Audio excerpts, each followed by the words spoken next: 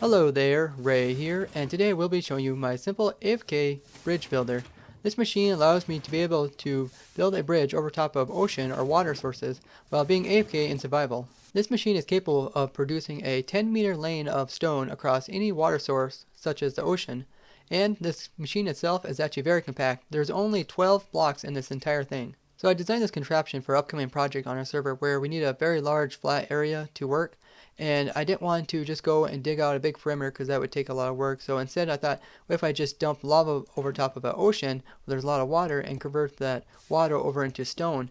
But this, is kind of tedious with large amounts of buckets, and I don't like doing any types of grinding in survival, and I'm not really much for using macros to have it dump the buckets as well. So instead, this made me have to be able to build a machine that would allow me to put down a large amount of stone at a time. The hardest part about this build was trying to find a way in which the player could place down lava but not immediately pick it back up. I was trying to make it so that the player was looking at a trap door and then the player would just right click on it, and in this case he would not be able to place down lava against it. But as soon as the trapdoor is moved by a piston, it would turn to block 36, in which case it would no longer have the same properties as the trapdoor, opening and closing, and then the player would actually be able to place lava up against it. Now this was useful, but it wasn't consistent enough to actually use in this build.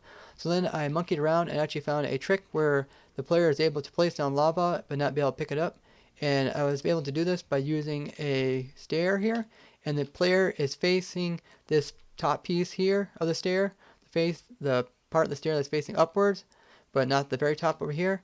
And by placing the lava up against that, it will place the lava up above the next block above it. But when the player tries to click on it and pick it back up, he's actually not clicking on the actual lava itself. In this case, the player will not be able to pick up the lava.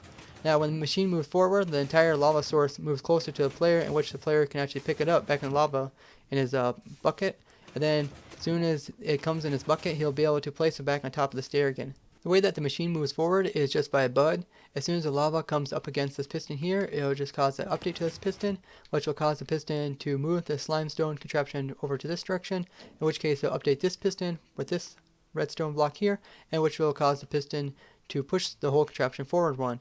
Now there is just enough blocks on this side so that it's not over the limit and this piston can actually push them forward. So there is this piece of iron bar here, and this is just to prevent lava from going down and updating the piston too soon.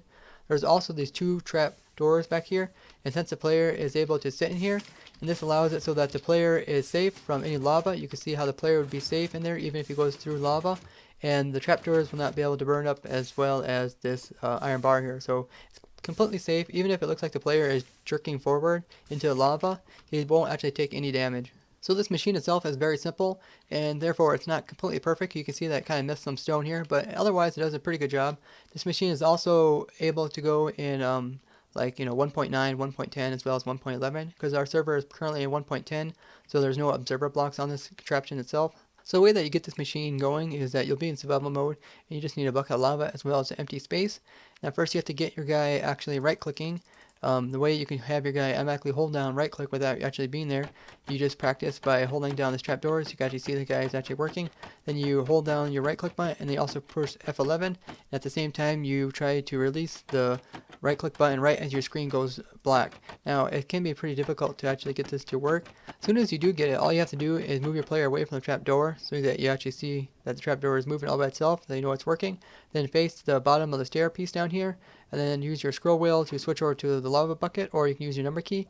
Now you should be ready to go AFK with your player holding down the right click button. Now you can actually run this machine at night as well without worrying about mobs attacking the player. Just because there's so much lava, the mobs won't be able to get close to the player. So you can also use this just to go across land, and if you go across such as somebody's base, you can cause a lot of lava to fall down top of them, or if it's a forest, it'll actually burn. The only things that I changed about the actual flying machine itself is I removed the iron bar that was up above this piston here, and then I put a slime block right here to hold this stair here. But you can see there's a lot of destruction done with this big curtain of lava. There's a lot of potential with this device. I will be adding more to it. I'll probably raise it and put some platforms underneath it to increase the area in which the lava will reach. Also, I may be able to turn this into a two-dimensional quarry just because this contraption itself is so small it can easily be moved about. So if you found this interesting, show me the like. If you'd like to see more clever machines like this, subscribe, and don't forget to comment. Bye bye!